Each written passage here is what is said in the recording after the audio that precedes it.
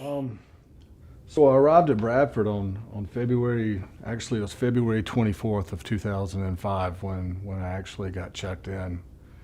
And I was immediately struck with what a great place it was. Everyone I encountered was just super nice to me. They brought me down to the detox ward, and I had the great fortune of even knowing one of the workers there. She was in recovery and she'd been to some of the meetings I'd been to, and she immediately made me feel comfortable.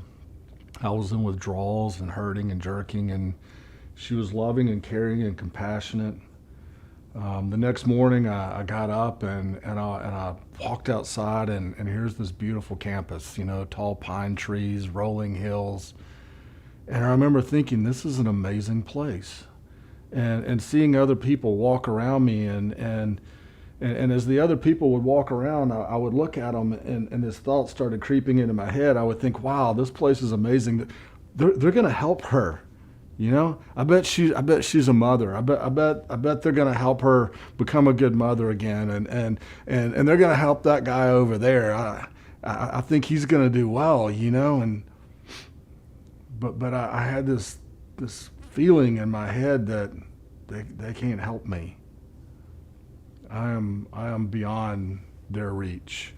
I'm too far gone.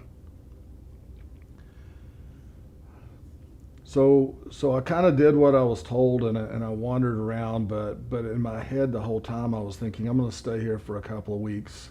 I'll go ahead and stay. They're nice people, but then I'm going to go home and I'm going to kill myself because this isn't going to work. On my third day, I think it was my third day.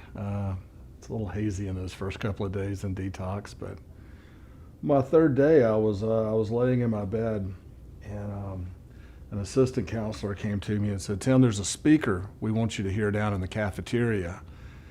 And I said, man, I don't really feel like going to hear a speaker right now. I think I'm just going to stay here." And the assistant counselor said, "Well, Tim, that wasn't actually a request. We're going to need you to get up and go listen to this speaker." So I get up reluctantly and I wander down into the cafeteria and I sit down.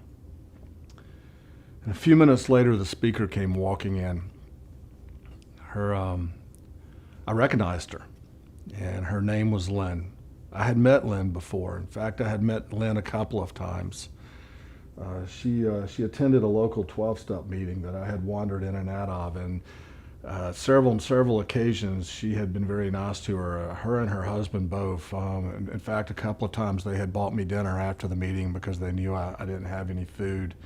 And sometimes I would show up to meetings obviously high, and they never judged me, and they never spoke poorly to me. They were always encouraging and loving, and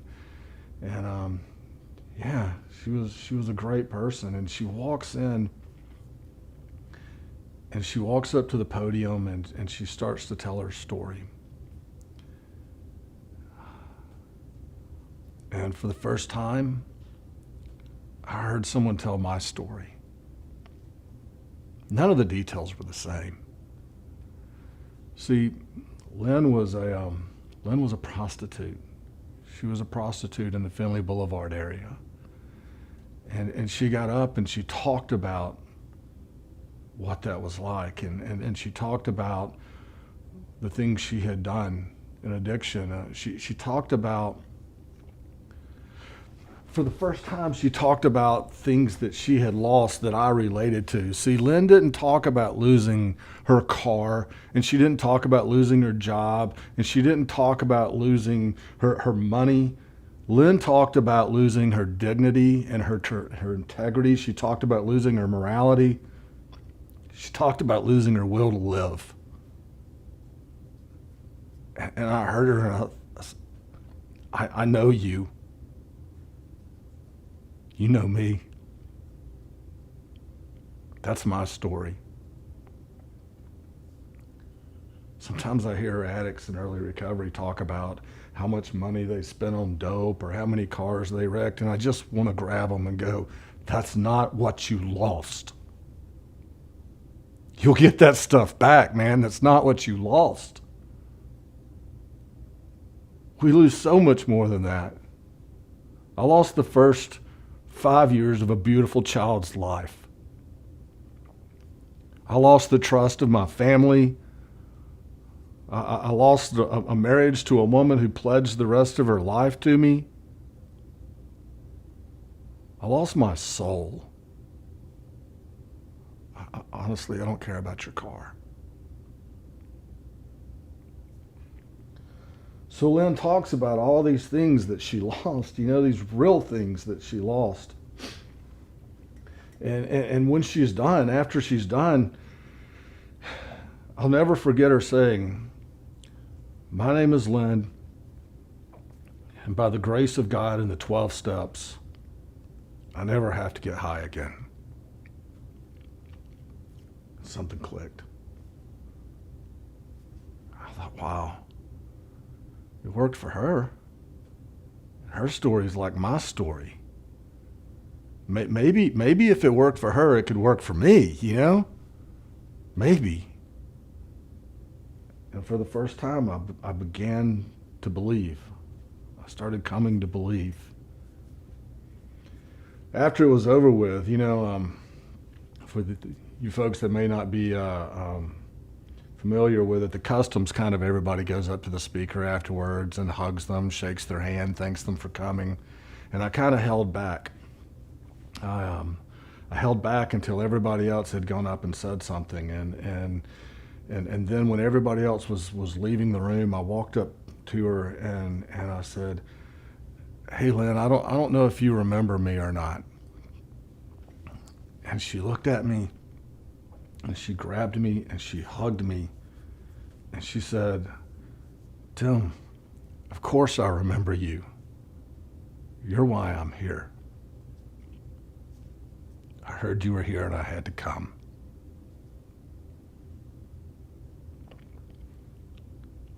For the second time in a matter of days, someone loved me when I didn't love myself. I woke up the next day with a brand new thought in my head. I'm going to do everything they tell me to do. I'm going to make up my bed. I'm going to go to meetings on time. I'm going to pay attention in group. I'm going to share. If they tell me to go out there and climb a tree and cluck like a duck, that's what I'm going to do. But if there's a chance I can be a real father one day, then I'm going to do that. I haven't had to use drugs or alcohol since then. It was about finding that point of surrender. It was about finally understanding that of my own power, I was not going to succeed. It was about finally being forced to acknowledge the reality that there was a power greater than me that could restore me to sanity. It was a new beginning.